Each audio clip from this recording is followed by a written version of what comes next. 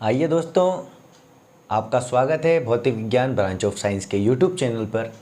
और आज इस वीडियो में हम सीखेंगे और पढ़ेंगे विमीय पद्धति द्वारा किस प्रकार हम अलग अलग भौतिक राशियों में संबंध स्थापित करते हैं। ये फर्स्ट चैप्टर है 11th क्लास का यूनिट एंड मेजरमेंट यानी मात्रक एवं मापन का एक अनुप्रयोग है विमा के आधार पर। तो आइए शुरू करते हैं कि एक एग्जाम्पल लेते हैं इसके लिए। विमीय पद्धति द्वारा प्रत्यास्था गुणांक घनत्व d का वेग के साथ संबंध स्थापित करना है हमें। यानी प्रत्यास्था गुणांक e और घनत्व का वेग v के साथ में अगर हम संबंध स्थापित करेंगे यानी रिलेशन निकालेंगे तो वो रिलेशन किस टाइप से होगा। तो यहाँ देखेंगे इसका सॉल्यूशन बहुत आसान होगा। ध्यान से देखें। सॉल्यूशन के लिए सबसे पहले हमें इन तीनों जो फिजिकल क्वांटिटीज़ हैं यानी भौतिक राशियाँ हैं इनकी विमाएँ यहाँ लिखनी होगी। तो सबसे पहले हम लिखेंगे वेग, और वेग होता है v जिसका मात्रक होता है मीटर पर सेकंड, और इसकी विमा यानी डायमेंशन m0 L1 t-1 होगी। ठीक है। उसके बाद में प्रत्यास्था गुणांक यानी E, इसका मात्रक प्रतिबल के बराबर होता है क्योंकि इसका मान प्रतिबल बटा विकृति के होता है यानी स्ट्रेस अपॉन स्ट्रेन के। तो यहाँ देखेंगे कि इसका जो मात्रक होगा वो होगा न्यूटन पर मीटर स्क्वायर। इसको लिख सकते हैं kilogram metre per second square multiply metre square. इससे कैंसिल हो जाएगा तो यहाँ बनेगा kilogram metre inverse second inverse square. तो इसकी जो विमा बनेगी वो बन जाएगा m1 L-1 t-2 बन जाएगी। ठीक है। और यहाँ तीसरा जो हमारे पास फिजिकल क्वांटिटी है वो है डेंसिटी यानी घनत्व, और घनत्व को लिखते हैं हम d से। यहाँ d से बताया है, वैसे रो से भी लिखते हैं घनत्व को। तो उसका जो मात्रक होता है वो होता है किलोग्राम मीटर क्यूब। इसकी विमा बन जाएगी हमारे पास m1 L-3 t0। ठीक है। तो ये तीन विमाएँ हमने बना लिया। अब जिन तीन राशियों में हमें संबंध स्थापित करना है उन राशियों को इस प्रकार लिखेंगे। हर टाइम इसी टाइप से लिखना है आपको। तो यहाँ देखें कि कैसे लिखते हैं। इसका संबंध बनाना है प्रत्यास्था गुणांक और घनत्व का v के साथ में संबंध यानी वेग के साथ में संबंध बनाना है। तो हम कहेंगे कि माना v समानुपाती है प्रत्यास्था गुणांक e और d के गुणनफल के, और इसका हम घात ले लेंगे a और b। ठीक है। इसकी कुछ घात हो सकती है उसको हमने मान लिया a, और इसकी घात हो सकती है b जिसको हमने मान लिया b। ठीक है ना। कुछ भी घात हो सकती है घनत्व की 1 2 3 4 1/2 आधा, है ना। तो यहाँ पर इस समानुपातिक चिन्ह को जब हम यहाँ से हटाएंगे तो समानुपातिक चिन्ह को हटाते हैं तो क्या लगाते हैं भैया, यहाँ पर लगा देते हैं हमें समानुपातिक नियतांक k। ठीक है। और लिखेंगे e की पावर a और d की पावर b लिखेंगे। ठीक है ना। इसको समीकरण नंबर 1 दे देते हैं।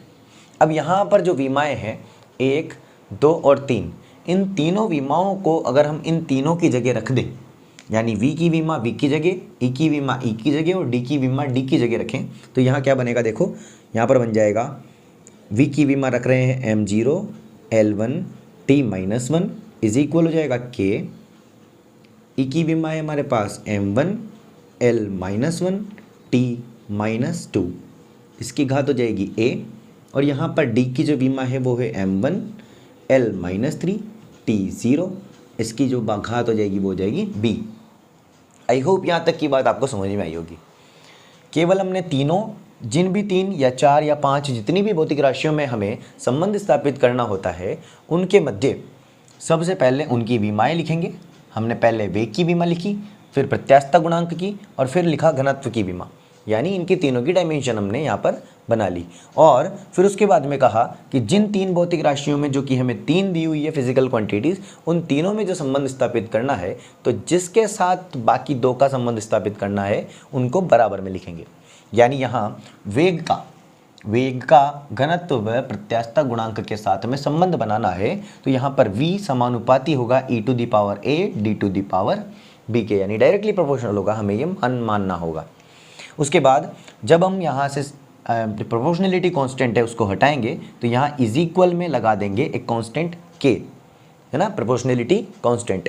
तो v is equal to k e to the power a d to the power b हो जाएगा।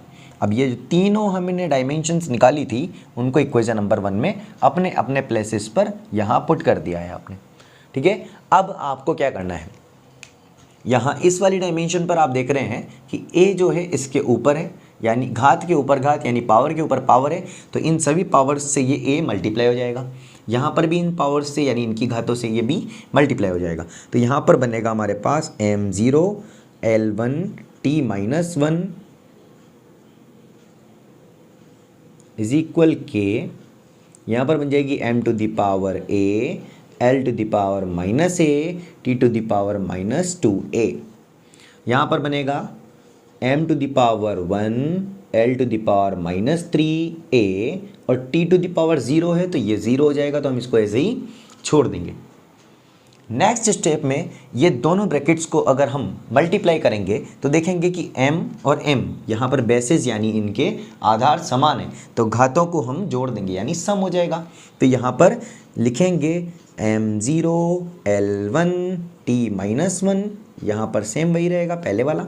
यहाँ लिखेंगे कि m to the power a m to the power यहाँ b होगी, सॉरी यहाँ पर b लिखेंगे, b है पावर में तो b हो जाएगा, m to the power b, तो यहाँ पर m to the power a plus b हो जाएगा।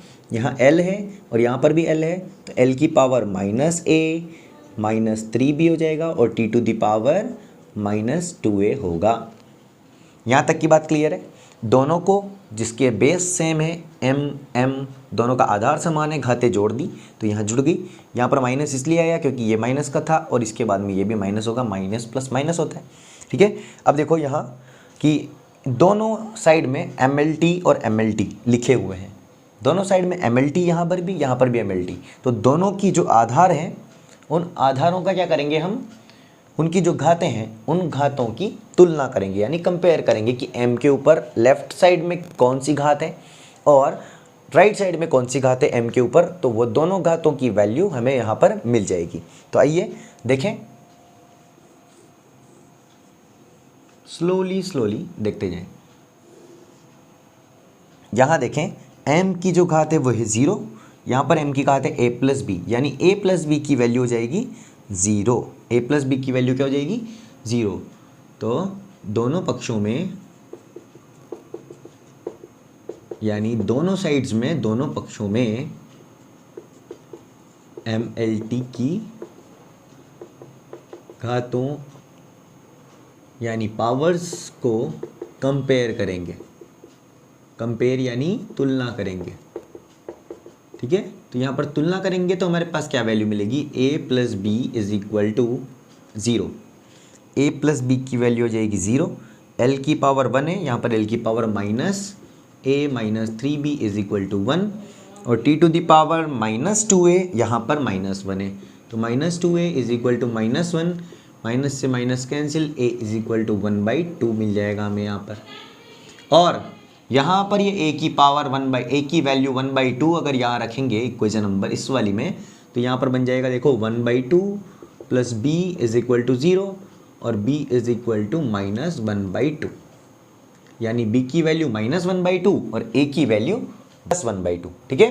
तो यहाँ पर a और b की जो हमने वैल्यू निकाली है, तो देखो इस वाली इक्वेशन में हमारे पास a और b लिखा हुआ है, तो इक्वेशन नंबर 1 में a की वैल्यू जो वहाँ पर दी हुई है वो और b की वैल्यू जो वहाँ दी है माइनस 1/2 वो इक्वेशन नंबर 1 में रख देंगे। तो इस वाली इक्वेशन 1 में हमें वैल्यू रखनी है a और b की, तो a व b की मान, a व b का मान समीकरण 1 में रखने पर, समीकरण नंबर 1 में अगर a और b का मान रख देंगे तो यहाँ पर हमारे पास सूत्र बन जाएगा v बराबर k e to the power 1/2 और d to the power minus 1/2। अब आपको पता है कि किसी भी फिजिकल क्वांटिटी हो, चाहे से फिजिकल क्वांटिटी हो या न्यूमेरिकल क्वांटिटी हो, अगर उसकी पावर 1/2 होती है यानी 1/2 होती है किसी की भी घात, तो उसको लिखा जा सकता है रूट में यानी वर्गमूल के रूप में लिखा जा सकता है। तो इसको लिख सकते हैं हम वर्गमूल ई, इसको इस तरीके से लिख सकते हैं एक बार कि e⁻, 1/2 और अपॉन d⁻, 1/2। यहाँ पर ये नेगेटिव है, नीचे आ जाएगा तो पॉजिटिव हो जाएगा। तो यहाँ पर हम इसको राइट डाउन कर सकते हैं v = k e⁻, 1/2 upon d। ठीक है, तो ये हमने जो सूत्र बनाया है वो है वेग और प्रत्यास्थता गुणांक और घनत्व के बीच में संबंध, यानी वेग का बराबर होगा k √e/d, यानी वेग का जो सूत्र होगा वो बराबर होगा k e/d के √√ के। तो इस तरीके से हम विमीय पद्धति का इस्तेमाल करके किन्हीं भी भौतिक राशियों में जो हमें दी गई है उनमें हम संबंध स्थापित कर सकते हैं। अगर आपको ये वीडियो अच्छी लगती है तो इस वीडियो को आप ज़रूर देखें, और अगर आप यहाँ तक देखते हैं इस वीडियो को तो प्लीज़ चैनल को सब्सक्राइब करें और वीडियो को अपने दोस्तों के साथ शेयर करें। Thank you.